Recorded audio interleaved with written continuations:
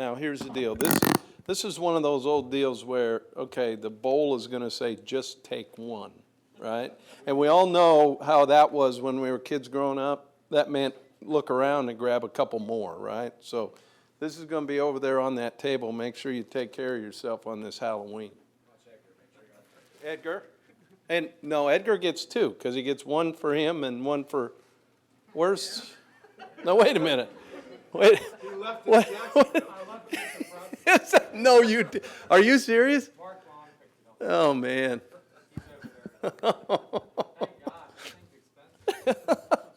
Oh, man. Well, because of that, you still get two. Okay? All right. Oh, man. I love it. Okay, you guys ready to roll? All right. Guys, just kind of recapping last week, it seemed like forever that we had played a game, and I just can't tell you how our guys, I just felt, came out with the right mindset, the right attitude. They played the game, and they didn't worry about what was going on other than really focusing on trying to win that play. And, much was made, obviously, of J.D. coming out and playing, which, as I said all week, I had no idea, and yet I wouldn't bet against the guy. And yet, here's the other thing. We got a bunch of guys that were banged up. You talk about Sherritt and Ivy and Cox and, Mark Herndon, guys that were banged up enough to maybe say, you know what, maybe not. And they were older guys.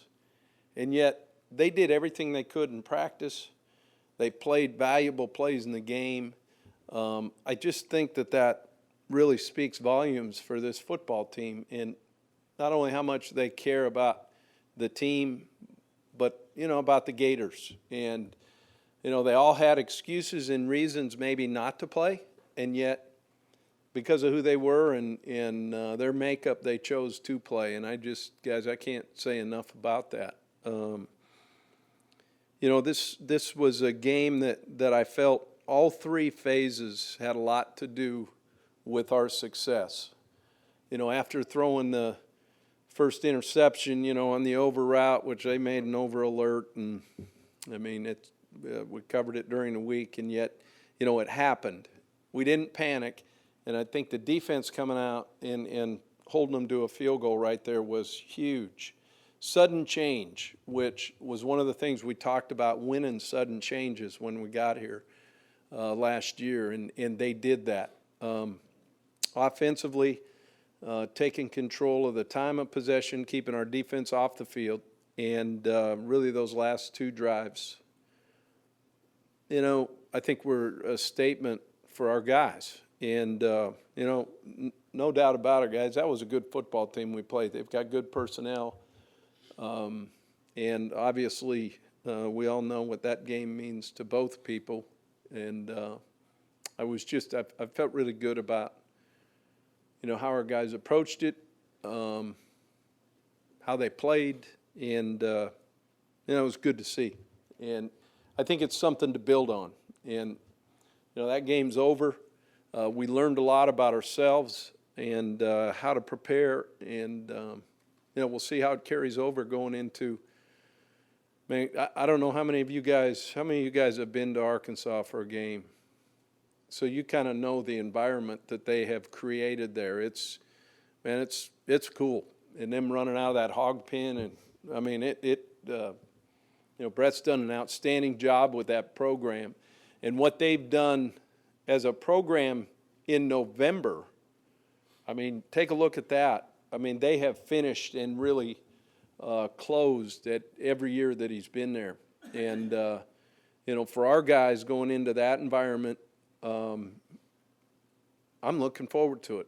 I'm looking forward to our guys experiencing that. That's what playing at a place like Florida is all about, is those opportunities to go in and match yourself in a uncomfortable place. And it should be a lot of fun. They've got a heck of a ball squad, and they do a lot of things that give you troubles. Everybody points at, obviously what happened in the Auburn game, I think that was kind of an anomaly a little bit. That isn't, it got out of hand. They became a little uncomfortable in what they had to do offensively, once they got thundered early, and took them out of their normal game. And so, but I will say this, they're physical. They understand what they want to do and how to do it. They're very sound on both sides of the football. And, for us, we've got to be right. And I'm looking forward to this week of preparation as we go into this game and take another step. That's really what it's all about. Take another step and an opportunity to define a little bit who we are and what we're all about. So I look at it as a definition, and that's really what it is. Talking about injuries, are you ready? You sure? Yeah. Okay, good.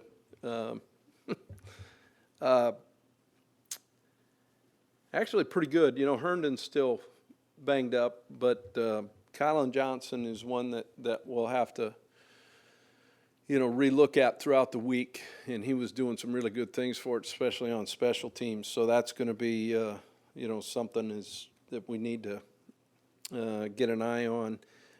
Jared Davis, obviously, he felt okay, after the game, which was good. And we've already talked about Cox and Ivy, and Goolsby is another guy who, played some reps, with a messed up hand, and that was good to see. Should get Justice Reed back, Khalif. The rest of these guys, I think, are going to be okay, and we'll kind of go from there. So, with that, we'll take some questions.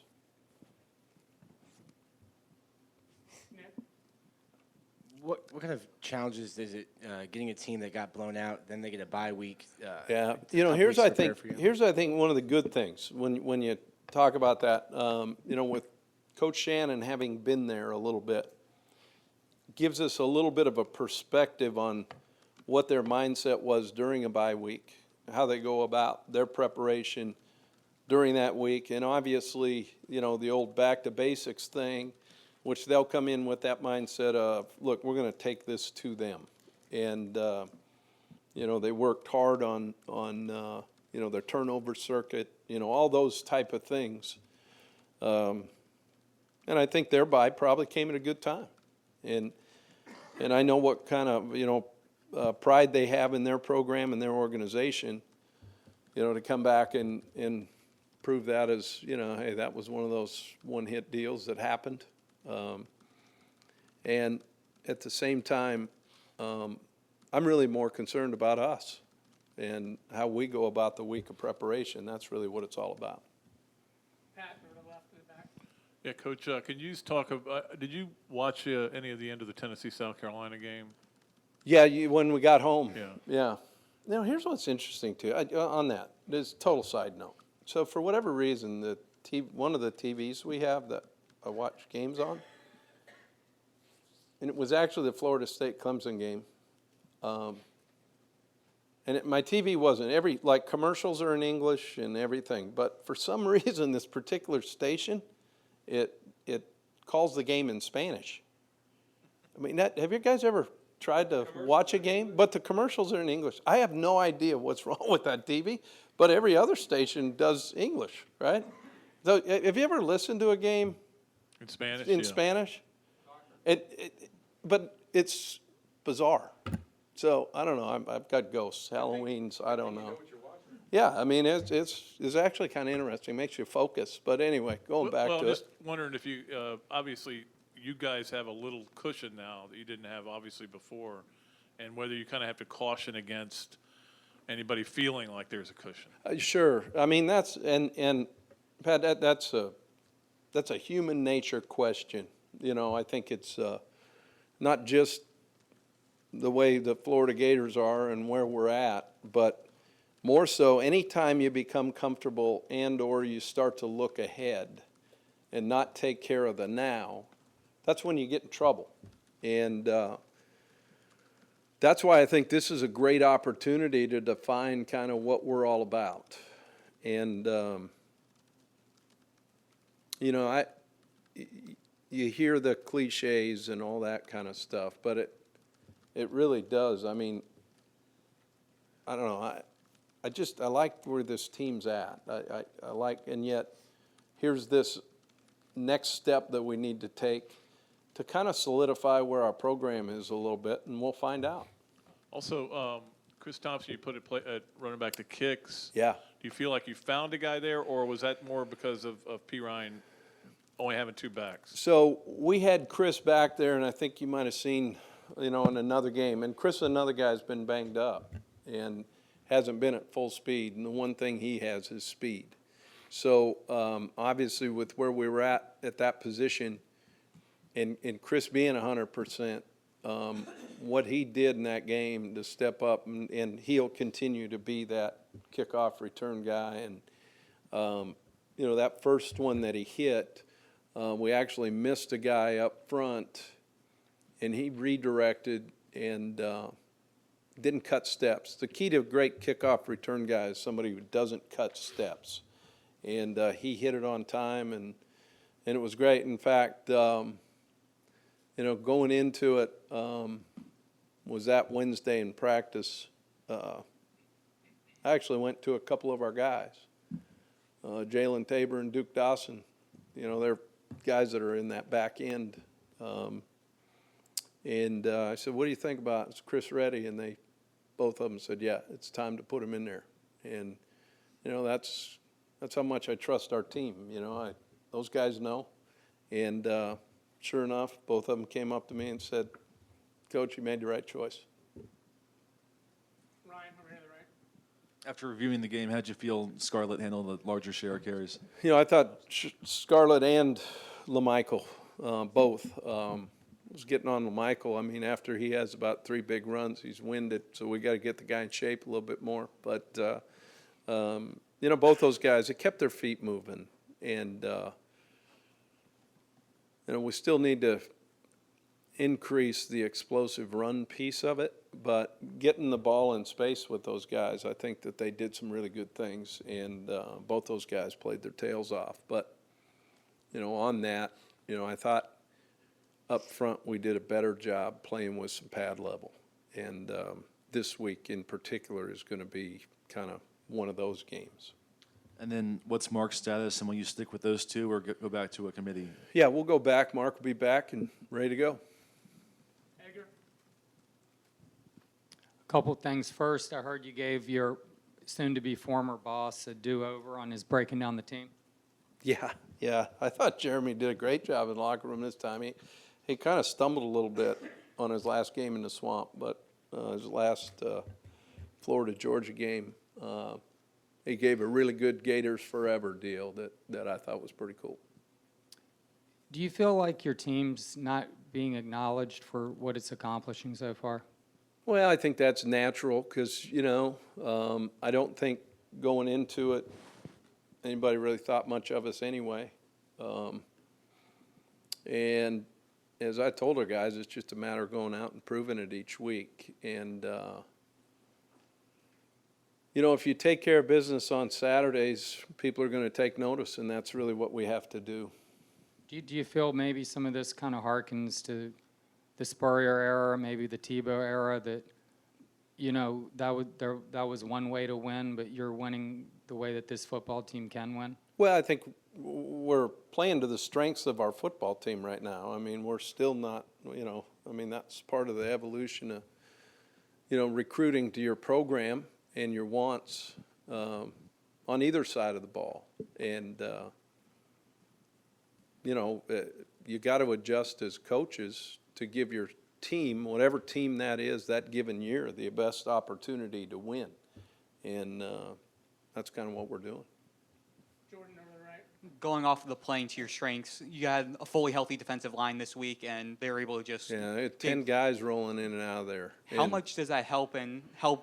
How much did that help this week, keeping everybody fresh? And how important is it going to be for them to be able to keep doing that down the stretch? No, I think that's anytime you have an opportunity to be good up front, you got a chance to win whatever it is you're playing. And, you know, with the amount of guys and the level they're playing at and how they're playing team defense, they're not, you know, worried about the stat piece. You know, I think the biggest thing in that game, it wasn't the sacks, but it was the amount of times that you forced the quarterback to be uncomfortable.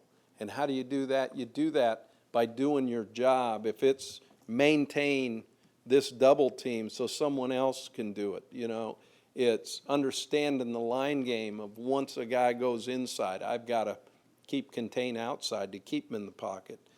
You know, those type of things, playing team defense, that's the one thing our guys so far have done a great job of, is taking themselves, the selfish piece, the stat piece out of it, and they're playing complete team defense. And the ability to roll guys and keep them fresh, and, you know, you looked out there, you know, they were all freshmen on the defensive line at times.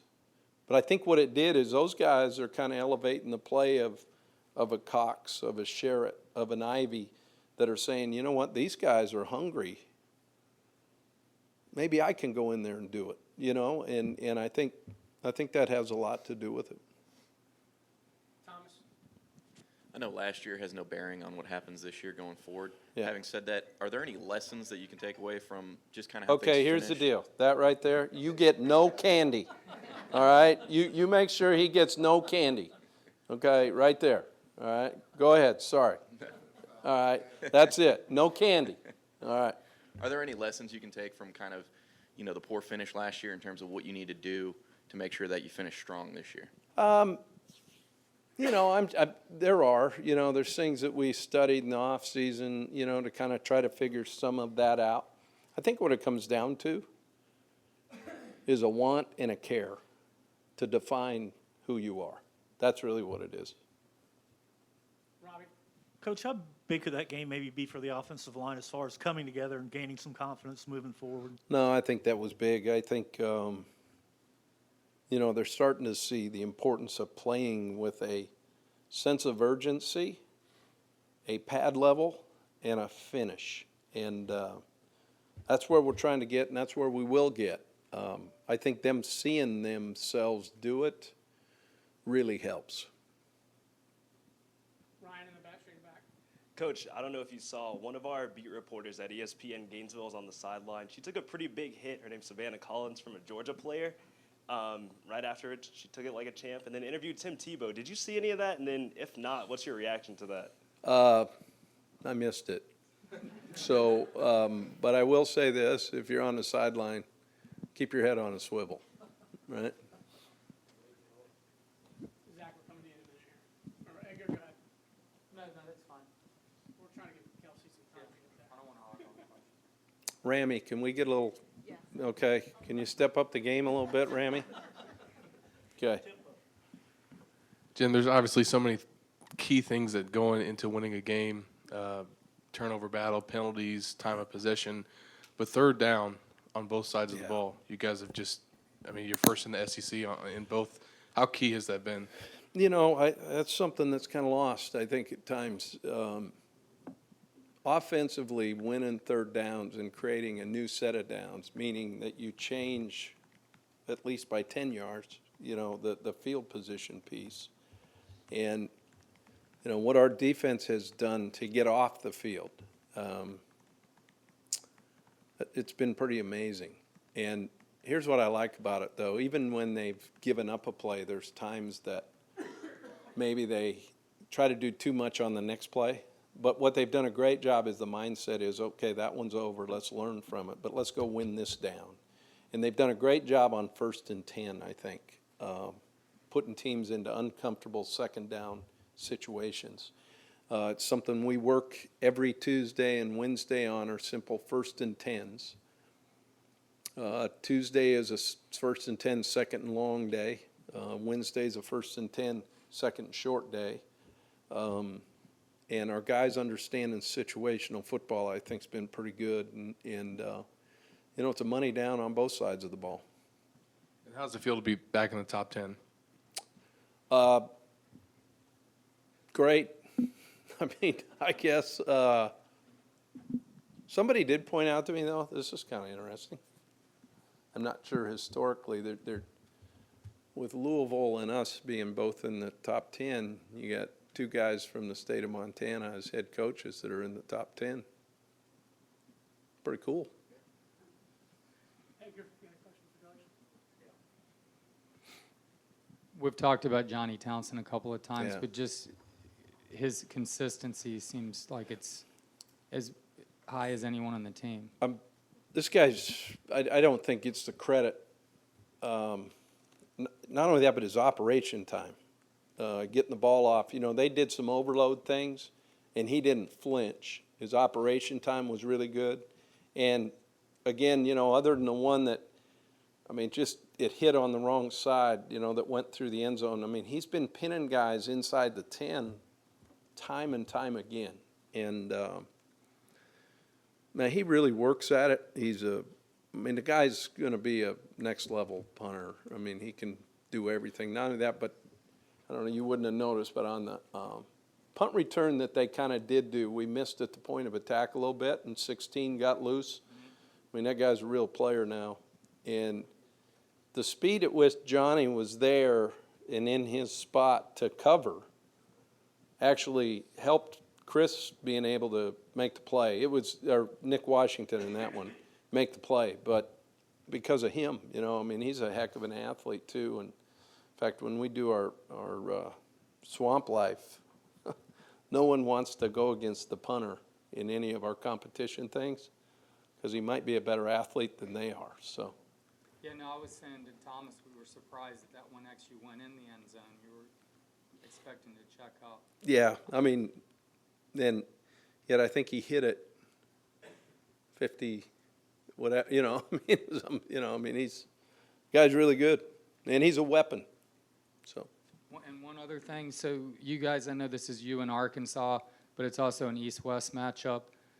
You're aware of the perception of the strength of the West versus the East. Do you have any feelings on just where the two divisions kind of stack up?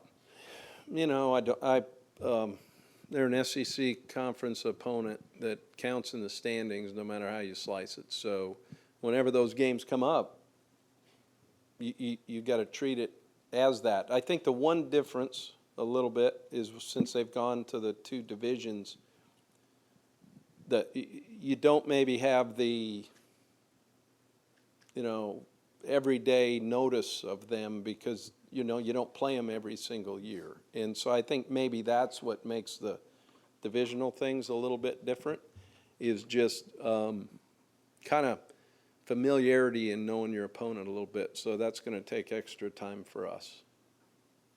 Ian, over here to the right, Coach. Coach, after the game, you said Jordan Cronkite wasn't with the team anymore, and I wasn't sure if you meant with the team in Jacksonville or in general. So is he still he practicing? wasn't with the team in Jacksonville. He's been dealing with some injury things, and, you know, it's kind of his choice. Yeah, What's his status going forward? it's his choice. We'll wrap it up with Nick up front here. Brett in Arkansas, they kind of get talked about for their running game, but it seems that they're very No, balanced their offense. play-action game and what they do, Dan Enos, who, you know, got there right when I was leaving Michigan State, actually, and Reggie Mitchell's there too, that is a great friend, and he's a running back coach. But what they do with like shift formation motion, the run plays off it, the counters off it, but more than that, the play action pieces off of it. You know, our guys are going to have to do a great job of being disciplined. And man, when they're clicking on that stuff, it's real. Flows into the next part. Your defense really, the bread and butter is how aggressive it is and how that can pay off. So how do you counteract that? Well, you know, we got to make sure that our eyes are sound and we're not jumping on the double move stuff. Which has hurt us, let's call it the way it is. And, you know, and yet what we need to do is continue to try to reestablish the line of scrimmage and make the guy throwing it not get in rhythm. And I think last week was a great example of that, you know, where we forced him a little bit out of rhythm. not being able to get their feet set to be as accurate as you need to be when the windows are small. And that's going to be the telling sign this week. All right, guys, enjoy your candy. Not that I know of. I didn't see that. Got fined for it? No penalty. Penalty for hugging the official? He was so happy he scored a touchdown. He hugged him. That's not right. I mean, That's me hugs being handed. no. You should take those. I gave a guy